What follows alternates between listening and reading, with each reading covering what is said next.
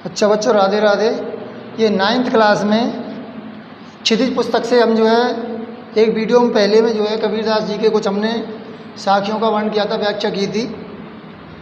आगे चलते हैं। आप लोग जानते होंगे कबीरदास जी एक जो है उच्च कोटि के जो है उदार, निर्भय और सद्ग्रस्त संत रहे हैं। हालांकि वो पढ़े लिखे नहीं थे, लेकिन उन्होंने अपने सत्संग के माध्यम से, घूमने फिरने के माध्यम से, अपने अनुभव के माध्यम से अनेक प्रकार का ज्ञान प्राप्त किया था, जो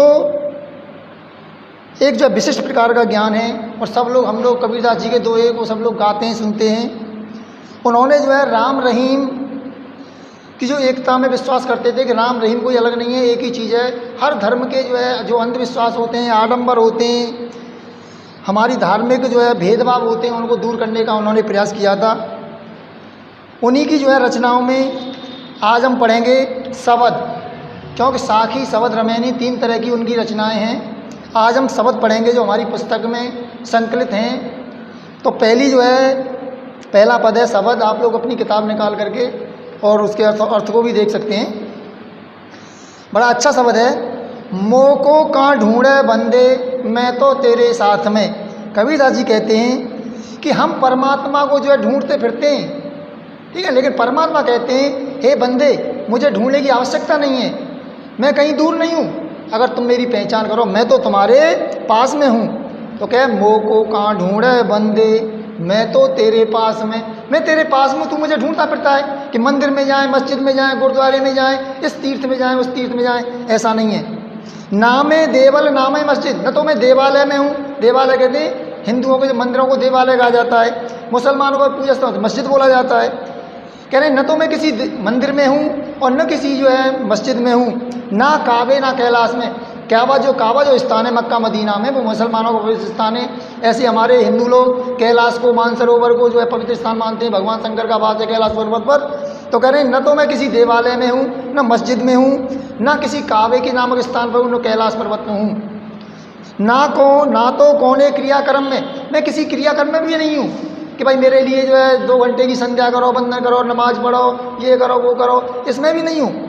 ना योग वैराग में, मैं ना योग में हूँ, न वैराग में हूँ। योग जो है 8 प्रकार का होता है, यम नियम, आसन, प्राणायाम, निधिध्यासन, ध्यान, धारणा, समाधि। इन सब के द्वारा भी जो है मैं उसमें नहीं हूँ। वैराग्य में लोग कहते हैं कि जो है चलो सन्यासी हो जाते हैं, वैराग्य ले लेते हैं, बाबा जी हो जाते हैं। क्या बाबा जी होने से भगवान की प्राप्ति होती है? नहीं होती है। कह रहे मैं वैराग्य में भी नहीं हूँ। तो कहाँ पर हूँ? फिर कहते हैं भगवान खोजी होए तो तुरंत ही मिलो। यदि कोई खोजी है, अगर कोई पहचान करना चाहता है, मेरे को ढूंढना चाहता है, तो मैं उसे तुरंत पल भर में मिल सकता हूँ। खोजी होए तो तुरंत ही मिलो। खोजी व्यक्ति को, जो खोज करना जानता है, उसको मैं तुरंत ही मिल सकता हूँ। पल भर की तलाश में, एक पल की तलाश में, पल की तलाश में अर्थात थोड़े समय में जो है पल भर। जानते हो घटी पल क्या होते हैं? एक घड़ी होता है जो 2.5 घंटे की घड़ी होता है। पल जो है एक जो है 12 सेकंड का, मान लो 12 सेकंड में करीब होकर के एक पल की तलाश में उसे प्राप्त हो सकता हूँ। कहे कबीर सुनो भाई साधो। अंत में जो है कबीरदास जी अंत में जो है इसी तरह कहते हैं, कहे कबीर सुनो भाई साधो, सब श्वासों की सांस में। कबीरदास जी कहते हैं हे साधो, हे साधु सन्यासियों, मैं बस जो कहना चाहता हूँ कि भगवान कहाँ पर बसे हुए हैं? सब श्वासों की सांस में। जितने भी श्वास हैं, जितने भी श्वासी जीव हैं, यहाँ जो श्वास से मतलब यह है जिसके अंदर सांस आ रहा जा रहा है। सभी जीवों के अंदर, सभी प्राणियों के अंतर्गत हमारी प्राणवायु सांस आ रही है, जा रही है। तो मैं सभी श्वासों की सांस में हूँ, प्रत्येक व्यक्ति के अंदर छिपा हुआ हूँ। लेकिन मुझे केवल ढूंढने वाले की जो है ऐसा होना चाहिए जो मुझे ढूंढ सके। तो ये पहले पद में उन्होंने कहा, इसका मतलब है ये कब पाएंगे भगवान? जब हम उनको विशेष तरह से ज्ञान के द्वारा उनको प्राप्त करने की हम कोशिश करेंगे। नहीं तो जो है पूरी ज़िंदगी निकल जाती है। इतने हिंदुओं के इतने तीर्थ हैं, इतनी पवित्र पुस्तकें हैं, पढ़ते पढ़ते पूरी ज़िंदगी निकल जाएगी, घूमते घूमते जो है बूढ़े हो जाओगे, लेकिन किसी भी जो है जगह परमात्मा को नहीं पाओगे जब तक स्वयं बैठ करके ज्ञान के द्वारा उनको जो है पता नहीं लगाओगे। ज्ञान के द्वारा जो है जब पता नहीं लगाओगे तो परमात्मा की प्राप्ति नहीं हो सकती है। ये पहला जो है शब्द बहुत अच्छा है। दूसरे में जो है एक रूपक है ज्ञान की आंधी।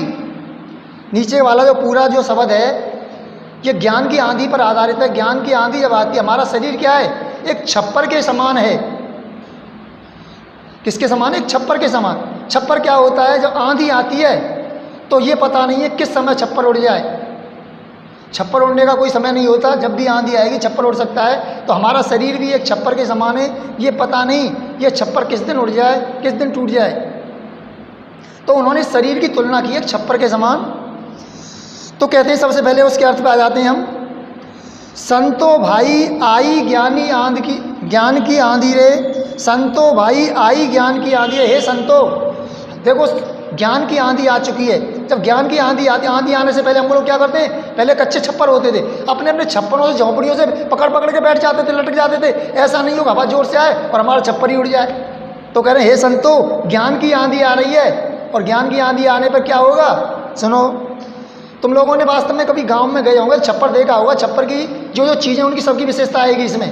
छप्पर में क्या होता है, सबसे पहले बता दें, छप्पर में 2 थूनी होती हैं। थूनी का मतलब जिनको हम बल्ली बोलते हैं, खम्भ बोलते हैं। एक सीधी लकड़ी होती है, ऊपर 2 सुनकी हो जाती है, उसमें एक तरफ बल्ली इधर टेक देते हैं, एक तरफ बल्ली इधर टेक देते हैं। अर्थात दोनों जो है खम्भों पर बल्ली टेक करके ऊंचा कर दिया जाता है और छप्पर को दोनों तरफ लटका करके डाल दिया जाता है। उसको जो है रस्सियों से बांधा जाता है। उसके आसपास टटियाँ लगा दी जाती हैं जिससे गर्म हवा नहीं आए, ठंडी हवा नहीं आए। तो उसको जो है, जो दरवाजे होते थे दोनों तरफ, उनको बंद कर दिया, उनको टटिया बोलते हैं। इस तरह का पूरा वर्णन इसमें आएगा। एक एक चीज़ों की तुलना एक एक चीज़ से की जा रही है। तो भ्रम की टाटी सबे उड़ानी, सबसे पहले जो टटियाँ होती हैं, टटियाँ बनी हुई हैं ढकने के लिए। झोंपड़ी में कोई जो है धूप या सर्दी गर्मी इस तरह का नहीं है तो टटियाँ लगा देते थे। तो जब आंधी आती है तो वो टटियाँ उड़ती हैं। यहाँ शरीर की टटियाँ क्या हैं, भ्रम की टटियाँ हैं। हम जो भ्रम है हमारा, ये शरीर हमारा है, हम साथ जिंदगी भर जवान रहेंगे, ऐसा रहेंगे, वो करेंगे, ये हमारा घर है, परिवार हमारा है, ये सब हमारा भ्रम है। तो जब ज्ञान की आंधी आती है तो भ्रम की जो टटियाँ होती हैं वो अलग दूर उड़ जाती हैं। अर्थात अपना पराया पता पड़ जाता है, वास्तव में अपना क्या है, अपना तो कुछ है ही नहीं। दूसरा, माया रहन बांधी, माया रूपी रस्सी से, ये हमारा जो छप्पर है माया रूपी रस्सी से बंधा हुआ है। जब जोर की आंधी आती है तो रस्सी भी जो है टूट जाती है, क्योंकि हवा लगाती है जोर और उड़ा करके जब जो है रस्सी टूट जाती है। तो माया रहन बांधी, तो माया से जो है दूर हो जाता है, माया रूपी रस्सी टूट जाती है। हित चित्त की जो है थूनी गिरानी, जो दोनों थूनी बताई थी, दोनों जो है जिन दोनों खम्भों के ऊपर एक बल्ली पड़ी होती है। तो हित चित्त, हित माने हृदय का, चित्त माने मन का। ये हमारे हृदय की और मन के 2 खम्भ लगे हुए हैं, उन पर बल्ली टिकी हुई है। जब छप्पर उड़ेगा और रस्सी टूट गई बल्ली में होकर के तो बल्ली भी टूट जाएगी। तो कह रहे हैं हित चित्त की तो थूनी गिरानी, हमारे हृदय की और मन की जो 2 थूनी लगी हुई थी छप्पर को साधने के लिए, वो भी जो है गिर जाएंगी। और मोह बलिंदा टूटा, बलिंदा कहते हैं बल्ली। वो बल्ली क्या है हमारे शरीर के अंदर, मोह रूपी जो बल्ली है वो बल्ली भी टूट जाती है। और क्या होता है छप्पर में, क्या होता है, फूस होता है, फूस तो वो फूस भी उड़ जाता है। तृष्णा छान परी घर ऊपर, हमारे शरीर रूपी घर के ऊपर तृष्णा रूपी छान पड़ी हुई है। तृष्णा कहते हैं आशाओं रूपी, हम ये करेंगे वो करेंगे, हमें ये चाहिए वो चाहिए, ऐसी हमारी तृष्णाएं हैं। तो तृष्णा छान परी घर ऊपर, हमारे शरीर रूपी घर के ऊपर तृष्णा रूपी जो छान पड़ी हुई है वो क्या है, वो भी उड़ती है। और कुबुद्धि का भाड़ा पूता, जब एक बात और बताते हैं, जब आंधी आती है, आंधी आई, छप्पर ऊपर टूट रहा, इधर से उधर हुआ, गिर गया, तो क्या हुआ कि जो बर्तन होते थे, कच्चे बर्तन उसमें होते थे, वो भी फूट जाते थे। बर्तन फूटेंगे, जब मकान गिरेगा, झोंपड़ी गिरेगी तो बर्तन टूटेंगे। अब यहाँ जब ज्ञान की आंधी आई, मोह रूपी जो है बलिंदा टूटा, हित चित्त रूपी थूनियाँ गिरी, तो क्या हुआ, हमारे अंदर जो मोह रूपी बलिंदा था, हम मोह करते हैं, ठीक है, हम किसी चीज़ को प्राप्त होने में बड़ा प्रसन्न हो जाते हैं, किसी चीज़ के नष्ट होने पर रोने लग जाते हैं, यही हमारा मोह है। जो है वो हमारे पास रहेगा, जो नहीं है नहीं रहेगा। तो कह रहे हैं मोह बलिंदा टूटा, मोह रूपी जो बलिंदा होगा वो टूट जाता है। और कुबुद्धि का भांडा फूटा, भांडा माने बर्तन, हमारी जो बुरी बुद्धि थी, बुरे विचार थे, वो खत्म हो जाएंगे। आंधी आएगी ज्ञान की, तृष्णा रूपी छप्पर छान गिरेगी, ब्रह्म रूपी टटिया उड़ेगी, माया रूपी रस्सी टूटेगी, तो क्या होगा, हमारे अंदर जो कुबुद्धि के रूपी जो बर्तन हैं, बुरे जो विचार हैं, वो नष्ट हो जाएंगे। जोग जुगत कर संतो बांधी, हे संतो, हे साधुओं, तुम जोग जुगत कर संतो बांधी, संत लोग जो होते हैं वो अपनी छान को बड़ी मजबूती से बांधते हैं, बड़े जो है ऐसी अच्छी तरह से बांधते हैं कि किसी समय वो आंधी में उड़े नहीं। निर्चू चुबैन पानी, जिसमें बिल्कुल पानी नहीं आए। कूड़ कपट काया का निक्सा, जब आंधी आती है तो जो कूड़ा करकट होता है सबको उड़ा ले जाती है। ऐसे ही ज्ञान की आंधी आने पर कूड़ कपट काया का निशा, हमारी काया के अंदर, हमारे शरीर के अंदर जितना कूड़ा कपट है, बुरे विचार हैं, वो सब दूर हो जाते हैं। कब? ज्ञान की आंधी आने पर। हर की गति जब जानी, भगवान की जब गति को जान जाते हैं, भगवान की जब कृपा होती है, ज्ञान आता है, तो हमारे अंदर जो शरीर के अंदर जो कूड़ा करकट होता है, बुरे विचार होते हैं, वो आंधी में कूड़े के समान उड़ जाते हैं। और पीछे क्या होता है, जब आंधी आती है तो आंधी के पीछे बरसात भी आती है। तो कह रहे हैं आंधी पीछे जो चल बूढ़ा, आंधी तो निकल गई, जो कुछ तोड़ना फोड़ना था, उड़ाना था, वो तो सब उड़ गया।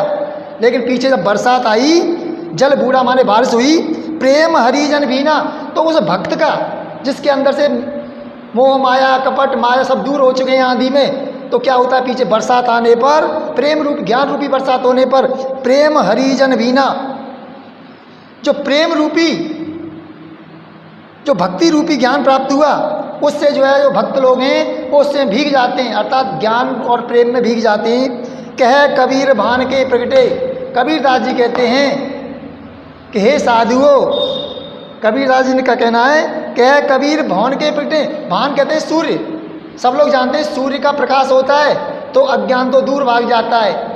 यही हिसाब यहाँ पर है, कह कबीर भान के प्रगटे, कबीरदास जी कहते हैं हे संतो, जब सूर्य प्रकट होते हैं तो उदित भया तम खीना, उदित होते ही, सूर्य के उदय होते ही जो तम होता है, अंधकार होता है, यहाँ अज्ञानता रूपी जो अंधकार है उसकी तरफ जो इशारा कर रहे हैं, खीना माने क्षीण हो जाता है। कबीरदास जी कहते हैं जिस तरह से सूर्य के उदय होने पर अंधकार क्षीण हो जाता है, अंधकार नष्ट हो जाता है, वही संतो जब ज्ञान रूपी आंधी आती है तो हम लोगों के अंदर भी एक ज्ञान का प्रकट होने से जो मोह माया है, कपट है, या जो है भ्रम है, ये सब हमसे दूर हो जाते हैं और हमें वास्तव में जो है ज्ञान हो जाता है हम क्या हैं।